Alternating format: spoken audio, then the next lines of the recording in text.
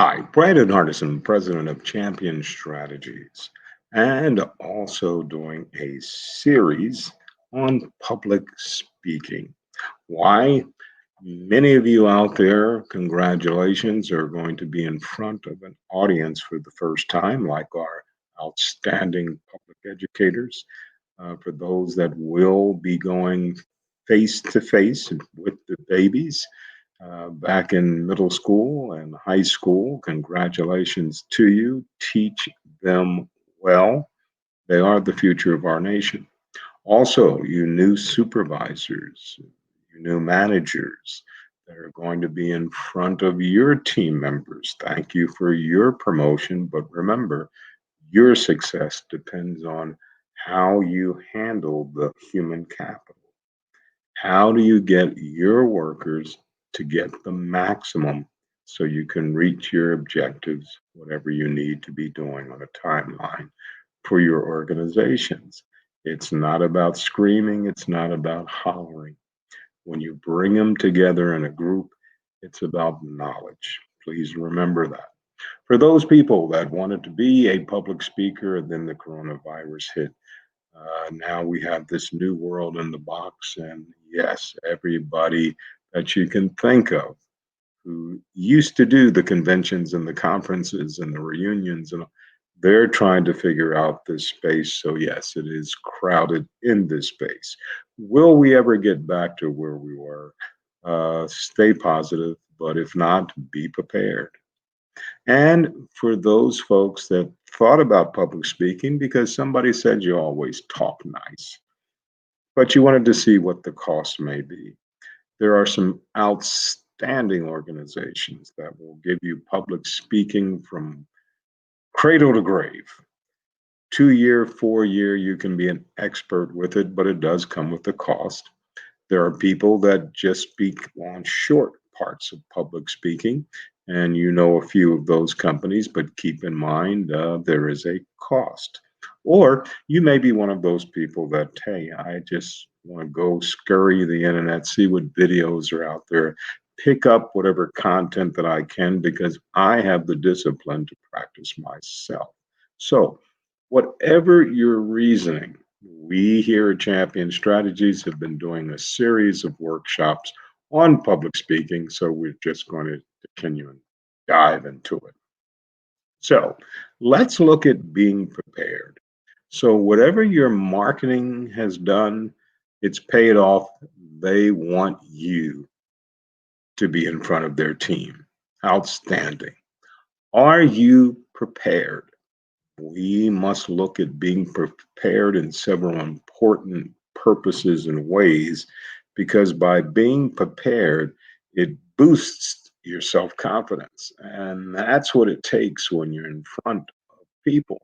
They're listening to you and what your content can they get something out of it. So being prepared boosts your confidence. It reduces the changes. If something goes wrong, I know exactly where to pick up my next piece. It creates an impression of you as a competent, diligent person, but it also makes it easier for you to give a polished, professional presentation. It is often said that those who fail to prepare to fail.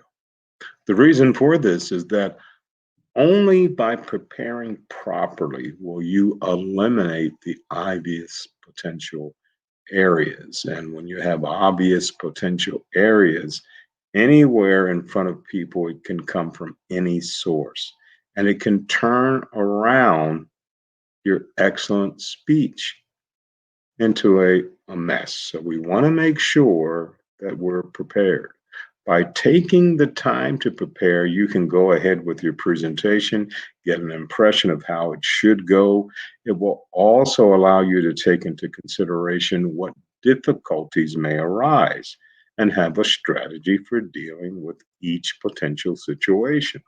For example, some people can walk into a room, hold the attention of their audience by speaking off the cuff, as we say, for a half hour, hour or more. Now, these people are naturally gifted and they're quite rare. Usually, They make a living as stand up comedians, as comedy is one of the very few fields where the act of preparing a routine is not hamstrung, but the necessity of getting every fact right and every detail right is nailed down. Now, this does not mean that delivering a presentation cannot be an enjoyable process, but in fact, the right amount and the right kind of preparation can ensure that the preparation is enjoyable, informational, and really useful, not only for you for your next speech, but for your audience that's out there every day. So if you can, check out the venue. Please go see where you're going to be speaking if it's possible to do. Or can I go online and get a 360? Or can I call that organization where I'm going to be speaking? And maybe a representative can do a quick video so you can get an idea on the seating, the sight lines, if you will. Some chairs may need to be moved differently so you can prepare and keep that eye flow with that group. Are there going to be any type of AV being used? Are you going to need a monitor, PowerPoint? Don't know if projection is something that you're looking for. How is the lighting in the room?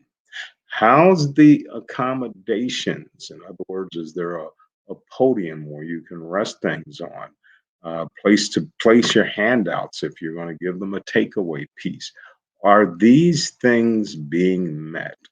And key things like where's the restroom, emergency exits. All of these things by going to a venue helps you get prepared so when you're in front of the room, you act like you've been there before, or the audience can see you that you have a good grasp of what's going on. A great deal of preparation should ensure that things will go smoothly and that a great presentation needs to be matched by the quality of preparation. Think just a minute.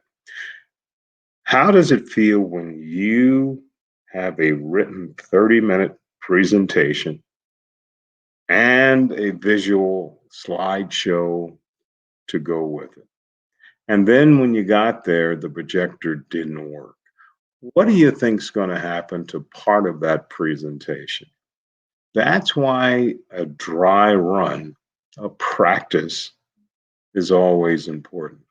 We want to be prepared to make sure things go right. Will things still happen? Yes, but at least I've been there and I know what my next step is going to be. It's essential that you take nothing for granted when seeking to deliver a great presentation because it's inevitable that something will happen. And remember, your job, if you're hired by a company, is to get that person that hired you to look at that room, look at their team members, see if they're getting some golden flashpoints, some key nuggets that they can take away, or position yourself for additional coaching or training opportunities with that organization, or at least get a referral to someone else still in that vertical or outside that. That's why preparation is important. We do this because we love it. We do it because we enjoy it. We do it because we do want to share our knowledge, but it needs to be on a professional level. So, if some of this makes sense, and I hope it does, come back for another installment. Once again, Brandon Hardison, president of Champion Strategies, with our ongoing series of public speaking. Until next time, as always, in parting, you go out and make it a champion.